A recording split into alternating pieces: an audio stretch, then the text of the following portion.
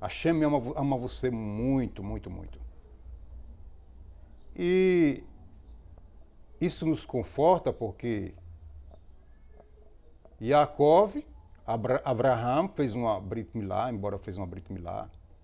Abraham conhecia toda a Torá e nossos mestres dizem que ele praticavam toda a Torá. Muito embora a Torá nem ainda tinha sido dada, porque a Torá ia ser dada no Monte Sinai. E aí, como pode alguém guardar toda a Torá se a Torá, mas ele cumpriu como uma alusão para que o povo que viria descender dele, enfim. São explicações. Mas existem tantas outras. Grande é a Torá e grande é a Kadosh Baruch Hu.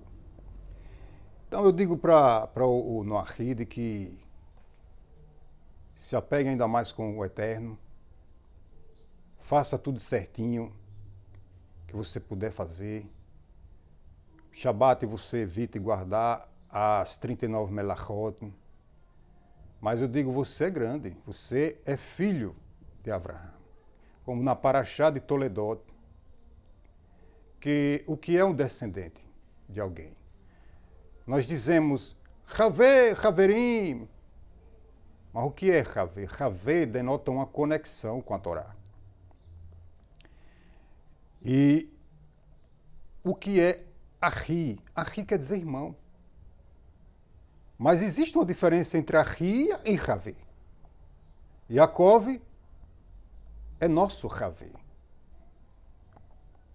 Estamos conectados com ele através da Vav, que é a Vav, que é Tiferet, que é o lugar da Torá, onde Yaakov era um homem de tendas, uma alusão à Torá. Já Esav era Ahi, irmão de Yaakov, mas não era seu Havê. Essa é a diferença. E aqueles 24 mil pessoas que foram mortas pela praga, vieram em rotações depois. Você sabe o Lag Baomer, né? Falamos ainda há pouco de Rabi Akiva, que conseguiu juntar 24 mil estudantes. Ele passou 12 anos, juntou 12 mil, uma dúzia. Uma dúzia vezes 1000. E aí ele foi para casa, escutou alguém dizendo: você casa de novo, seu marido, 12 anos. Ela disse: quem dera ele passasse mais 12. E aí ele passa mais 12, aí no final dos 24 anos ele conseguiu 24 mil. Olha só a diferença, não existe aleatório na Torá. Esses 24 mil alunos de Akiva foram os mesmos 24 mil que morreram na praga no negócio de Cosbi e Zimri. Vieram para fazer correções Tikkunim, retificações, e olhe que eles também morreram através de uma praga. Eram homens extremamente elevados, mas que, pelo tamanho deles, algumas coisinhas que se fazia desagradou a Kadosh Baruch Hu e eles vieram a serem eliminados pela praga. E só no 33º dia, no Lag Baomer, a praga cessou.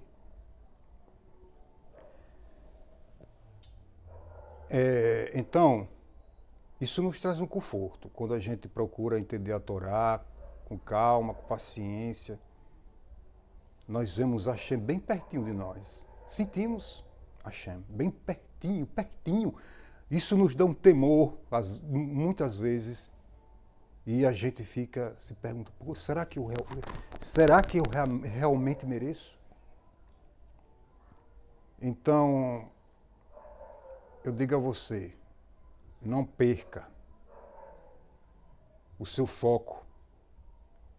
A Yetzirah tenta nos tirar do caminho da Kadosh Baruch Hu, tenta nos entristecer com palavras. Às vezes pessoas que a gente não espera, nem esperava ouvir certas coisas, a gente acabou ouvindo nessa caminhada. Que é a caminhada de Avraham Avinu, que era um adorador de ídolos, seu pai Terach era um adorador. E como o Arizon fala no livro das retificações, o livro das reencarnações, o livro das rotações da alma, o Shah Hagil Gulim do Arizal, ele fala que Terah era a reencarnação, Iov era a reencarnação de Terah. E por isso o sofrimento de Iov era terrível. Mas foi um grande Noahide, um homem de uma sabedoria incrível, um homem notável. E não era judeu, era um Ben-Noach. E hoje, o livro de um Ben-Noach, muito embora foi escrito por um judeu, Moshe Rabbeinu, mas não era uma história de um judeu, era a história de um justo. E o termo tzadik é muito hoje comum dizer tzadik, tzadik, mas quem primeiro foi chamado de tzadik? Noach. Está na Parashat de Noach. Primeira vez que o homem foi chamado de tzadik foi Noach.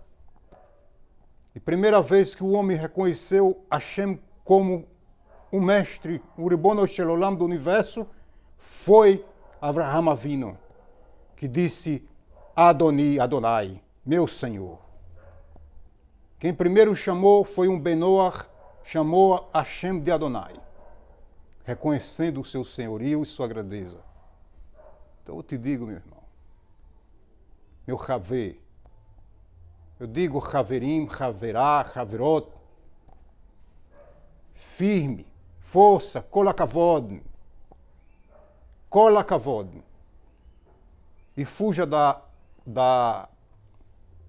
fuja de toda aparência do mal. Não faça média com ninguém para entrar em certos lugares que Hashem não quer que você entre. Pergunte, será que Avraham Avinu entraria numa casa de idolatria para fazer a média com seu pai? Terah? Pergunte. Eu tenho certeza que não. Muito pelo contrário. Nós vemos que Avraham, Ben-Noach, pegou os ídolos do seu pai e desagradou os interesses do seu pai, foi de encontro aos interesses do seu pai, não para fazer a média com seu pai. Avraham Avinu pegou os ídolos, quebrou, deixou o maior com um que tinha um martelo na mão. E quando o pai disse, cadê a mercadoria, cadê? Terah teve o mérito de ser um grande homem, porque na hora que o bicho pegou, que Nirod quis jogar ele dentro da fornalha, quis saber qual é essa ideologia agora monoteísta. Você tem que ser macho, tem que ser fêmea. Macho e fêmea os criou, diz a Torá. Para enfrentar todo o sistema, quem quer que seja, para não pôr os seus pés em lugar de casa de idolatria. Fuja da idolatria. E a Kadosh Baruhu, vemos que estava com Avraham. E Terah foi abençoado por ter dado fuga a Avraham. No momento que pegou, o sangue falou mais alto.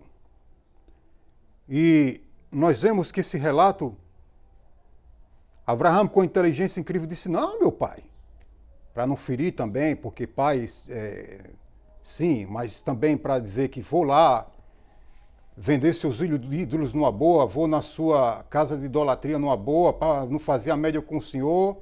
Avraham não fez isso, não. Avraham disse, olha, esse daqui, o maior deles, pegou o martelo e saiu quebrando todos os outros. Ah, mas você não acredita no seu ídolo, que ele faz tanta coisa? Então por que não acredita que ele é capaz de quebrar e destruir os outros? Ah, isso você não acredita. Mas na hora que você se curva perante ele, na hora que você está lá na casa de idolatria, aí você chora, você se humilha. Isso aí pode. Então, pessoal, é isso que eu quero dizer para você no Arride. que é proibido dar data para a redenção. O Talmud diz que é amaldiçoado quem estabelece a data para a redenção. Muito embora estamos vendo que a bolha cósmica do tempo, nas suas bordas, já chegou na pressão máxima, limite. Desde o ano 5.778 da criação, que corresponde ao ano de 2018. Veja que dali para cá começou a acontecer, foi Covid, guerra, não sei o quê, e a tendência é piorar.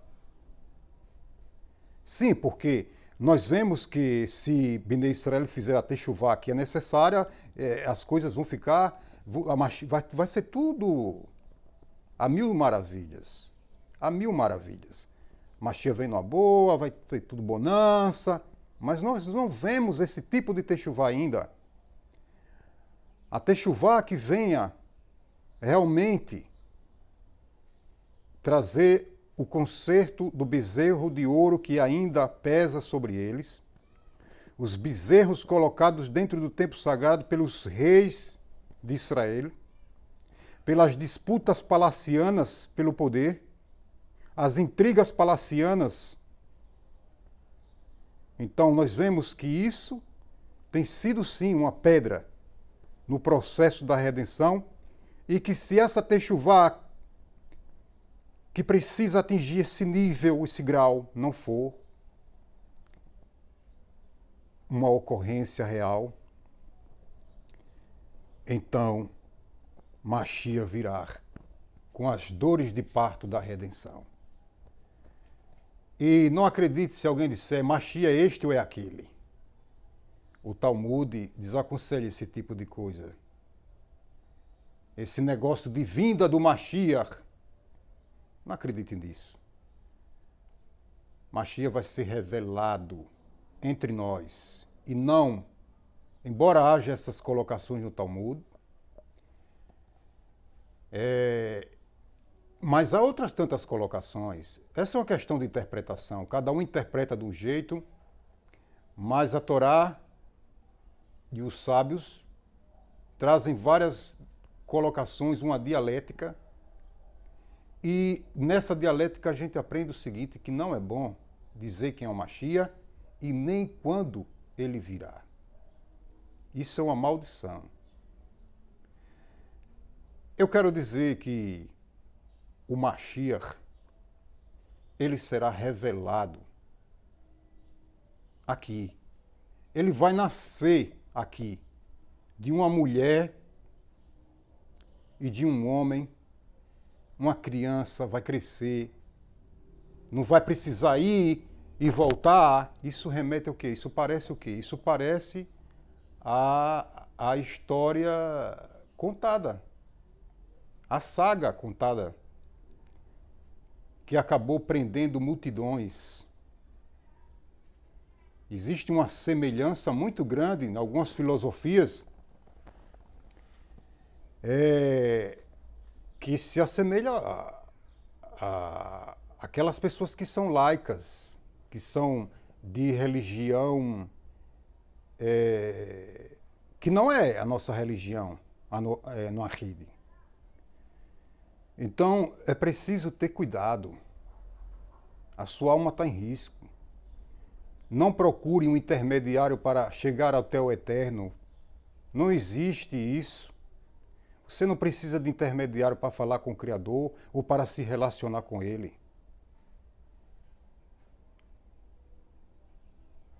Eu estava numa religião e eu precisava antes de um intermediário, até que Hashem disse, sai dela, povo meu. Sai dela, porque a Babilônia representa um sistema religioso. E nós vemos que hoje existe uma similaridade grande em algumas estruturas, em alguns impérios que se aventuram a dizer quem é Mashiach, e isso é perigoso. A Torá deixa bem claro que Mashiach vai ser separado dentre os seus irmãos e não vir É claro que eu acredito que a vinda do Mashiach consistirá, assim como a minha alma veio, e através de uma gota fétida, a minha alma chegou e está aqui, assim como foi com você. Essa é a vinda de Mashiach. Esse negócio de vir uma pessoa já pronta, inteira, e isso é um absurdo. Então é essa palavra que eu deixo hoje aqui para vocês meditarem. Me desculpe pela forma como eu falei, assim com muita... Mas é porque quando a gente trata de alma e de engano, nós temos que ser bastante severos.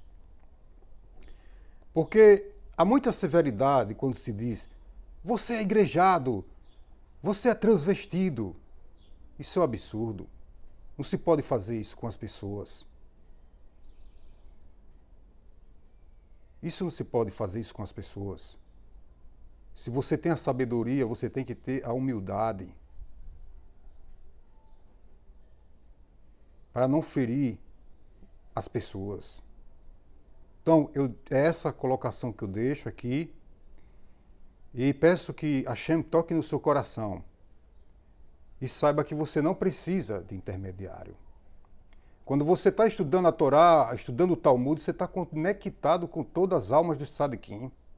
Como você não está conectado com o judeu? Ah, mas você precisa estar conectado com o judeu, porque em Zacariá diz que você tem que segurar no ticite de um judeu e dizendo: Hashem, sabemos que Hashem está com você, então...